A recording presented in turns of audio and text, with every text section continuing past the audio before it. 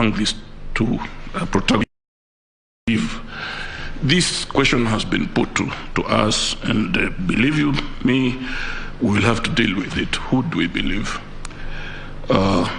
Now, the question of the National Security Advisory Council. This, I think, Mr. Oraro, this could be of interest to you.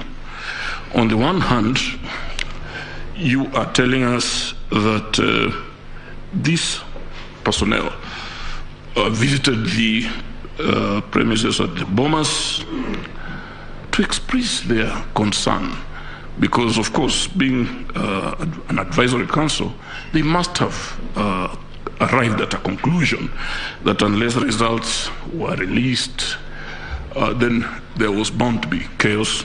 But on the other hand, the chair, in his affidavit, tells the court that the only reason the AG, or I mean not the AG, but the individuals, distinguished people for whom we have a lot of respect, paid that visit, was to tell the chair to somehow re-engineer the results in favor of one of the candidates. Now, this is not a question to you, but a question to Mr. Chepkati's counsel.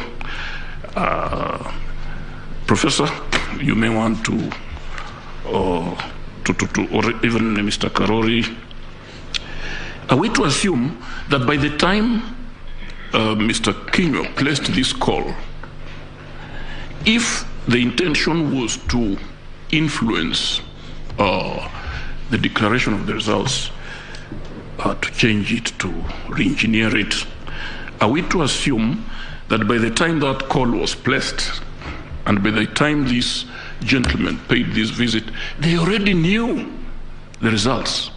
Because there's no way they would have been on that mission if they had not known the results. So are we to assume that in fact, if this be their mission, are we to assume that they already knew the results? Okay. Then finally, Mr. Kilokumi, you know, you cited King Solomon. And this court treats Holy Scriptures very seriously. You came up with, you say there is victory. Because in King Solomon's story, the protagonists were distinguished mothers. But here, you called them two gentlemen.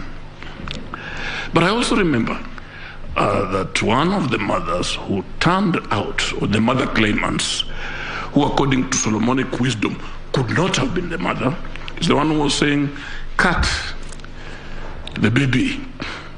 But the other one, I remember, said, no, let her take the baby. Because what she was interested in is to preserve the baby. Would you be willing to advise?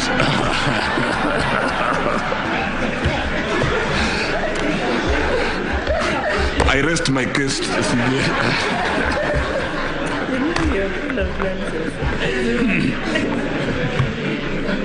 Okay.